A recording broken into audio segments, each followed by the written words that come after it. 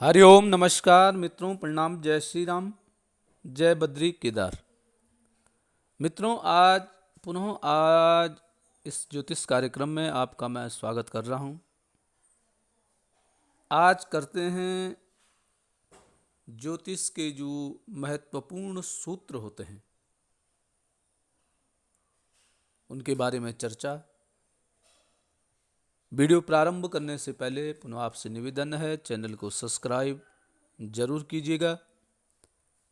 Video को पूरा देखें, सुंदर लगती हैं, सही लगती हैं तो अन्य लोगों को भी भेजें।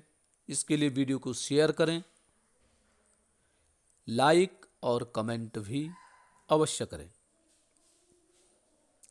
मित्रों, कुछ महत्वपूर्ण तथ्य जो ज्योतिष के सूत्र होते हैं, महत्वपूर्ण सूत्र, उनके बारे में बताऊंगा। सबसे पहले बात करेंगे राहु। मित्रों, राहु यदि द्वितीय भाव, जो जन्म कुंडली का दूसरा भाव होता है, यदि राहु उस दूसरे भाव में बैठा हुआ है या इस दूसरे भाव के स्वामी को पीड़ित कर रहा है, देख रहा है, दृष्टि दोष कर रहा है, तो ऐसे जातक की शिक्षा में बाधाएं आती हैं। यदि किसी का इस प्रकार से है तो वो राहु का उपाय अवश्य करें। पांचवें भाव में मकर राशि का शनि है, पंचम भाव में 10 का अंक लिखा हो, वहां शनि ग्रह बैठा हुआ है, तो मित्रों ऐसे ग्रह, ऐसे जो जातक या जातिका होती हैं, उनकी जो संतान होती हैं वो कन्या अधिक होती हैं, लड़कियां ज़्यादा ऐसे व्यक्तियों की होती हैं। अगला है मित्रों, मकर लग्न की कुंडली में मकर लग्न हो, अर्थात 10 का अंक लग्न में लिखा हो और उस 10 के अंक में शुक्र, मंगल, ये दोनों ग्रह हों या इन दोनों में से कोई भी एक ग्रह हो, शुक्र हो या मंगल हो, और पंचम भाव में बृहस्पति चंद्रमा को देख रहा हो, पंचम भाव में बृहस्पति जो है चंद्रमा को देख रहा है, तो ऐसा योग महाराज योग बना देता है और यह बहुत सुंदर योग होता है। तीव्र बुद्धि का ऐसा व्यक्ति होता है। मकर लग्न की कुंडली में लग्न में शुक्र हो या मंगल हो,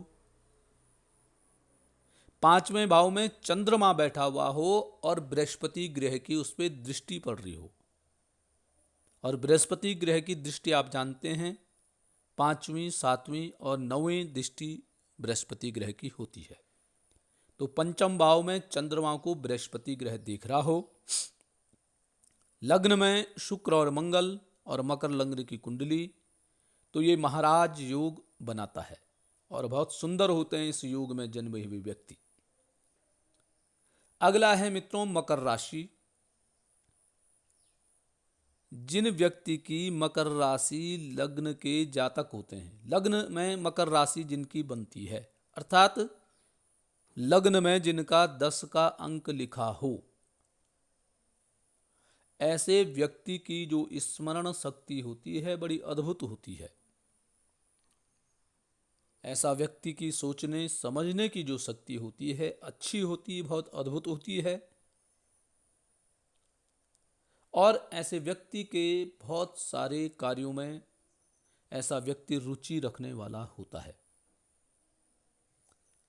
बहुत अधिक कार्य ऐसा व्यक्ति करता है, बहुत अधिक सोच रखने वाला होता है, और सफल भी ऐसा व्यक्ति अक्सर हुआ करता है। अगला है मित्रों धनु लग्न की कुंडली हो, तो ऐसा व्यक्ति भी दार्शनिक होते हैं, परंतु थोड़ा सा अहंकारी होते हैं, जिद्दी होते हैं। अहंकार और जिद्द के कारण अक्सर ऐसा व्यक्ति अपने आसपास का जो माहौल है, वातावरण है, उसको दूषित करने का कार्य भी कर देते हैं। तो यदि धनु लग्न के जातक हों, आप में जिद्दी, स्वाभिमान बहुत अधिक हो, तो आप इस पे कंट्रोल करें। आप एक सुंदर दार्शनिक हो सकते हैं, सुंदर राय देने वाले हो सकते हैं, परंतु मन की स्थिति को यदि आप लोग शांत रखें तो। अगला है मित्रों, धनु लग्न की कुंडली हो और अष्टम भाव में शुक्र ग्रह बैठा हुआ हो। तो धनु लग्न की कुंडली में अष्टम भाव में यदि शुक्र बैठा है तो वो धन के लिए तो अच्छा नहीं होता है, लेकिन यह शत्रुओं को कम करने के लिए ठीक है। अर्थात ऐसे व्यक्ति के शत्रु ऐसे व्यक्तियों पे आक्रमण कम करते हैं। अर्थात ऐसे व्यक्ति के जो शत्रु होते हैं, दुश्मन होते हैं, वह कम होते हैं।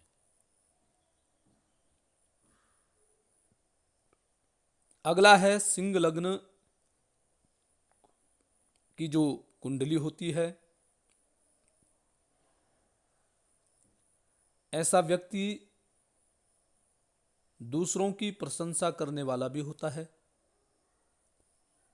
जिनसे इसकी मित्रता है उनकी प्रशंसा करता है, परंतु मित्रों प्रशंसा उन्हीं की करता है जो स्वयं ऐसे जातक जातिका की प्रशंसा करता है। अर्थात जिसकी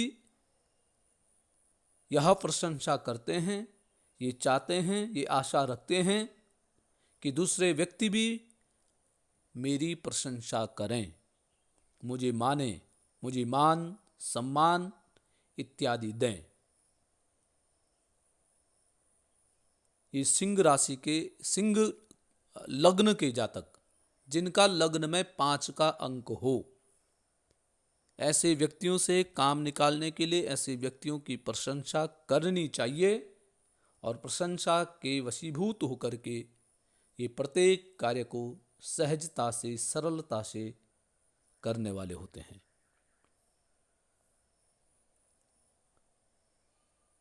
बल रहित एवं नीच स्थित लग्नेश तथा अन्य नीच ग्रहों से दृष्टि भी हो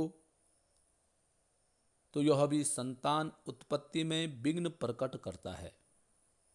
यदि लग्नेश निर्बली हो, बलहीन हो, या नीच राशि में हो, या नीच ग्रहों से देखा जा रहा है,